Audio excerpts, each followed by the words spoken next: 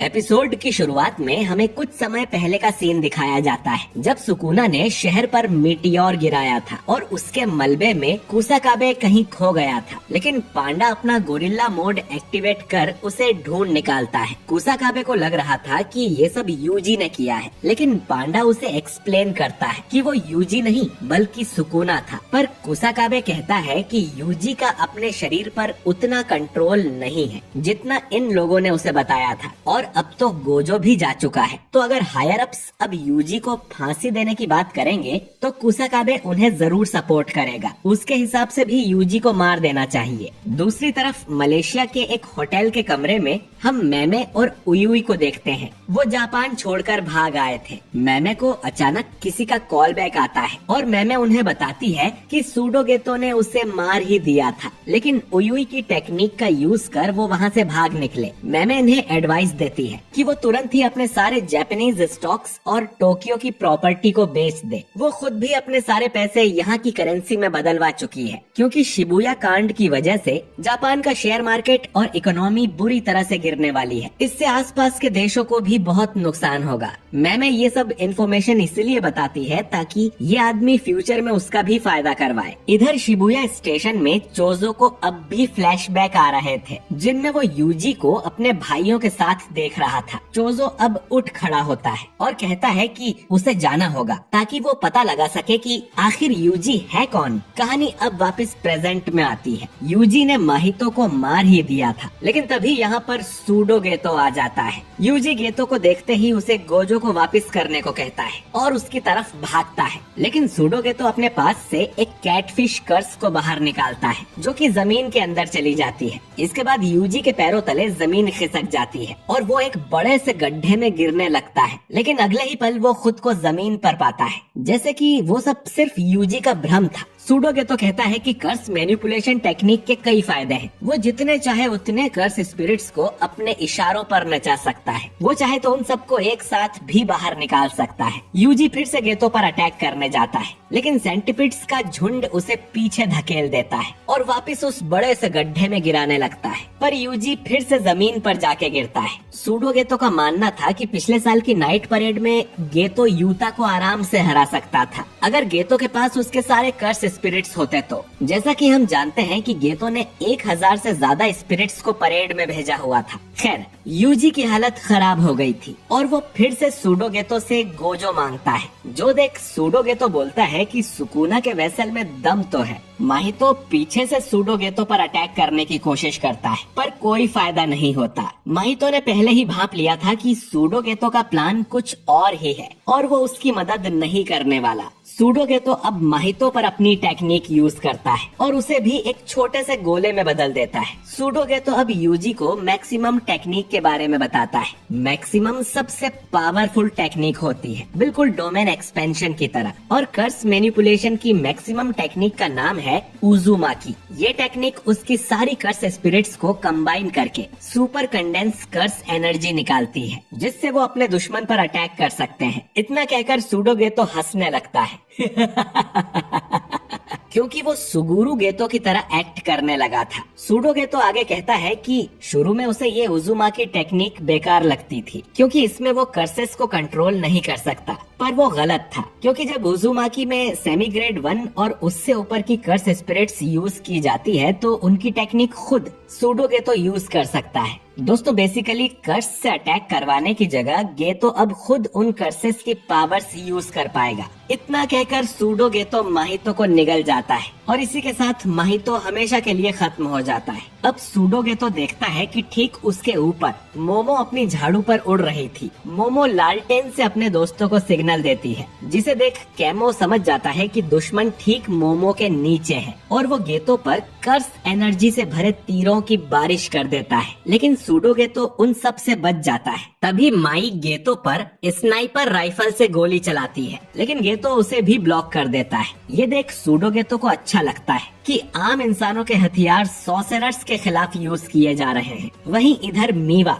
अपने पास्ट के बारे में बताती है कि बचपन में वो अपनी बास्केटबॉल टीम की कैप्टन हुआ करती थी। जूनियर स्कूल में वो अपने मेंटोर से मिली और जुजुत्सु सॉर्सरर बनने का फैसला कर लिया। हालांकि मीवा ने कभी लकड़ी की तलवार भी नहीं उठाई थी, लेकिन अपने परिवार की हेल्प करने के लिए मीवा अभी तक टिकी रही और अब इस अटैक में वो अपनी पूरी जान लगा देगी। मीवा सूडो गेतो पर अपनी तलवार से अटैक करती है, लेकिन गेतो उसकी तलवार अपने हाथ से ही रोककर उसके टुकड़े टुकड़े कर देता है। इसके तुरंत बाद ही गेतो अपनी मैक्सिमम टेक्निक उजुमाकी एक्टिवेट कर देता है, जिसमें मीवा का मरना पक्का है। लेकिन अचानक ही कोई मीवा को वहाँ से हटा लेता है। गेतो के अटैक से यहाँ बड़ा सा गड्ढा हो जाता है और वो देखता है कि मीवा को कुसाकाबे ने बचाया था और मोमो और उताहिमे भी उसके पीछे ही होती हैं। इधर यूजी के पास पांडा और केमो भी आ जाते हैं। पांडा ये देख खुश होता है कि यूजी का शरीर उसके कंट्रोल में है। केमो पूछता है कि उनका दुश्मन कौन है, जिस पर पांडा बताता है कि बाहर से तो वो सुगुरु गेतो है, लेकिन अंदर से कौन है पता नहीं। अब तक चोजो भी लड़ाई के मैदान में आ चुका था। चोजो बताता है कि उसके 3 पेरेंट्स हैं, एक उसकी मदर,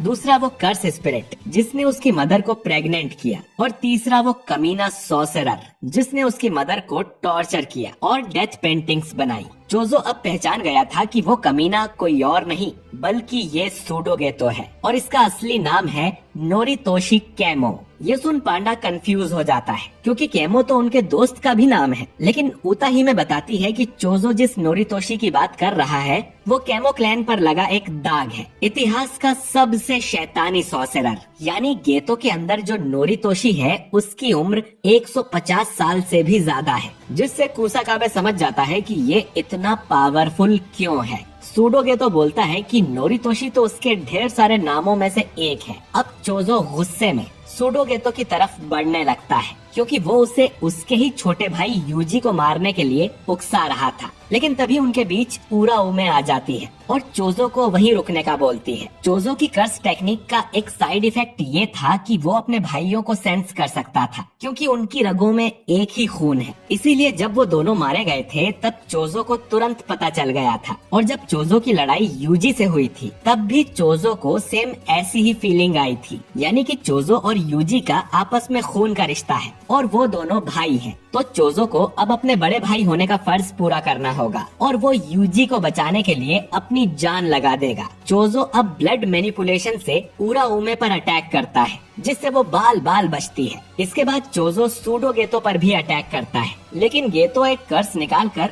उड़ने लगता है और चोजो के सारे अटैक्स को डॉज कर देता है। वो चोजो के ऊपर एक बड़ा सा कर्स भी गिरा देता है, लेकिन चोजो उसे बीच में से काट देता है और इन दोनों में काफी बेहतरीन फाइट होती है। आखिर में सूडो गेतो चोजो के पास आकर उस पे हमला करता है, पर चोजो हार नहीं मानता। सूडो गेतो चोजो को आराम करने को बोलता है क्योंकि वो थक गया होगा, लेकिन चोजो कहता है कि वो अपने छोटे भाई के लिए कुछ भी कर सकता है। इधर पांडा यूजी से पूछता है कि उसमें ऐसा क्या खास है कि हर कोई उसे अपना भाई बना लेता है, पहले टोडो और अब ये चोजो। लेकिन चोजो के आने की वजह से अब इनके पास एक मौका है जीतने का। पांडा पहले अटैक करने का बोलता है क्योंकि उसके पास 2 लाइफ्स बची हैं। उन्हें एक साथ गेतो पर अटैक करके गोजो को आजाद करना ही होगा। अब ये सभी लोग एक साथ सूडो गेतो पर अटैक करने आते हैं, लेकिन उराउमे बीच में आकर अपनी टेक्निक फॉरेस्ट काम से इन सभी को बर्फ में जमा देती है। ये लोग इस तरह से जमे हुए थे कि अगर ये थोड़े से भी हिले तो इनके शरीर के टुकड़े टुकड़े हो जाएंगे। सूडो गेतो उराउमे से कहता है कि वो किसी को ना मारे क्योंकि उनकी खबर देने वाला भी तो कोई होना चाहिए। उराउमे अब रिवर्स कर्स्ड टेक्निक से अपने हाथ को हील कर लेती है, जो देखकर कुसाकाबे और भी डर जाता है। चोजो अपने शरीर का टेम्परेचर बढ़ा के आइस को मेल्ट करने की कोशिश करता है, लेकिन उराउमे उसके चेहरे के सामने उंगली पॉइंट करके उसे मारने की धमकी देती है, पर तभी यूजी लात मारकर चोजो की आइस तोड़ देता है। असल में यूजी की बर्फ काफी कमजोर थी क्योंकि उराउमे सुकुना के शरीर को नुकसान नहीं पहुंचाना चाहती और यूजी भी ये बात समझ जाता है कि ये सुकुना से रिलेटेड है। यूजी चोजो से पूछता है कि क्या वो अब उनका दोस्त है, जिस पर चोजो मना करता है क्योंकि वो यूजी का बड़ा भाई है। वो यूजी से भी कहता है कि अब से वो चोजो को ओनीचान कहकर बुलाए, मोमो जो कि हवा में होने की वजह से जमी नहीं थी, वो भी उरा उमे पर ब्लेड की तरह अटैक करती है, लेकिन उरा उमे इस अटैक को अपने हाथ से ही ब्लॉक कर लेती है। मोमो यूजी और चोजो से कहती है कि सिर्फ वो तीनों ही हिल सकते हैं और उताही में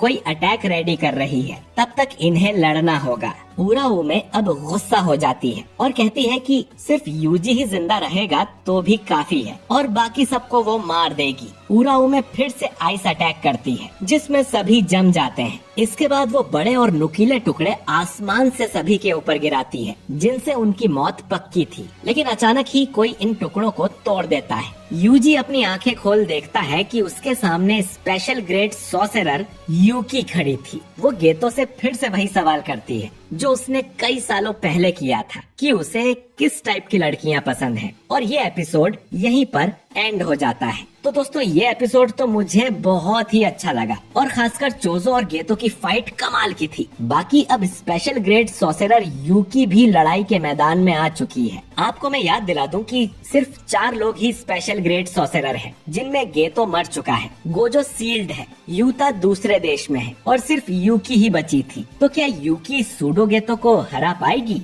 और उरा उमे सूडो गेतो की हेल्प क्यों कर रही है? क्या यूजी सच में चोजो का भाई है? ये सब हम देखेंगे अगले एपिसोड में, जो कि इस सीजन का आखिरी एपिसोड होने वाला है। तो उसे बिल्कुल भी मिस मत करिएगा। वीडियो अच्छा लगा है तो इसे लाइक और शेयर कीजिए। अगर आप हमारे चैनल पर नए हैं तो हमारे चैनल वाइपर एनीमे एक्सप्लेन्ड को सब्सक्राइब करके बेल आइकन जरूर दबाइए। मिलता हूँ मैं आपसे अगले